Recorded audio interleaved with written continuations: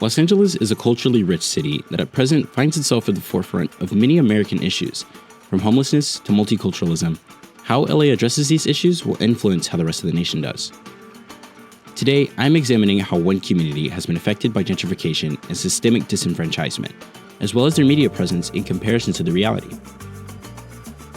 The Leimert Park community is situated in the larger Crenshaw district of South LA, which has its own interesting history concerning migration and gentrification, but I digress. Colloquially referred to as the Black Greenwich Village, the community is the cultural and artistic hub of Black Los Angeles.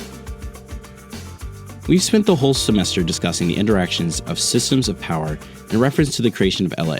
This mythic, multicultural paradise was purportedly full of land and resources, available to all, except for POC, of course. Founded in 1927 by Walter H. Leimert, this community was at first racially restricted, until 1948 when racially restrictive covenants were struck down. Since then, this community has remained a bastion of Black joy, expression, and culture. Most people are aware that this community has significant ties to jazz. Having been home to the likes of Duke Ellington and Ella Fitzgerald, Leimert Park's place in jazz history is prominent. To this day, it maintains this strong jazz and musical legacy. When I first visited, it was immediately apparent just how Black the space was, but not in the way you would think.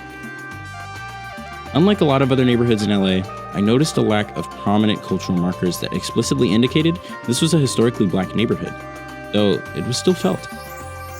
I immediately noticed jazz tunes carried in the air and African symbols adorned the sidewalk as I looked for Issa Wan's bookstore. I came to find out it had moved online, and I reached out to the owner to see if it had anything to do with rising community prices, but it was quite the opposite actually. The owner claimed it just got older. But in a community that finds itself threatened by the forces of gentrification, an empty building isn't just a building. In a place as racialized as Leimert Park, it's an opportunity for outside influences to infiltrate and potentially dilute the essence of the community. When I walked the streets of Leimert Park, I felt prideful, knowing that in this 1.5 square mile of brick and mortar lies an expression of the African diaspora. Only in Leimert Park does one find a small collection of people listening to a saxophone artist next to a Jamaican restaurant. Now, with the advent of the new K-Line in Crenshaw, further developments are being made to the community, and many are worried about what their home will look like in 5, 10, 20 years. Some residents are using business to combat unwelcome changes to the community, but the city doesn't exactly make it easy for them. The Buy Back the Block movement encourages Black residents to invest in their own communities for the sake of preservation. Despite its central location, Crenshaw is relatively suffocated in terms of business and tourism due to previously lacking public transportation. Los Angeles City Councilman Marquise Harris Dawson is championing the $100 million project that's been in development since 2014 and is intended to revitalize the businesses of the greater Crenshaw area and ensure that its cultural significance is appreciated and preserved. In my search to learn more about Leimert Park, I dove into its media presence and discovered that it was also expectantly racialized. One news site's coverage of the community pre-2020, aka before the Black Lives Matter movement swelled, was incredibly negative. In fact, I was hard-pressed to find any positive representation that didn't come from Black sources. The most common and most positive depictions of the neighborhood came from people who had experience with it, other Black people.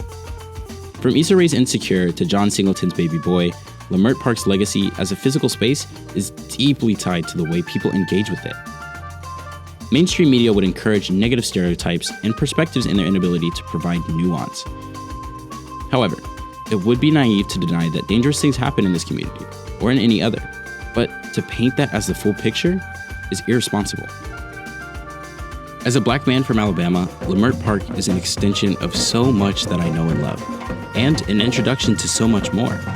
As the city of Los Angeles continues to confront such intense issues, it's important to remain aware of the factors that contribute to the existence of safe spaces like Leimert Park, as well as the factors that maintain them. Should business and/or political interests continue to operate out of whack with the interests of the people, then the future of the rest of the country is bleak. But city leaders have demonstrated an intent to balance the poles of power. With Karen Bass's election, many are hopeful and energized once more to continue attacking LA's issues with tenacity and intercommunal support. After all, LA can't exist as a multicultural paradise full of opportunity and resources without the communities that would make it so.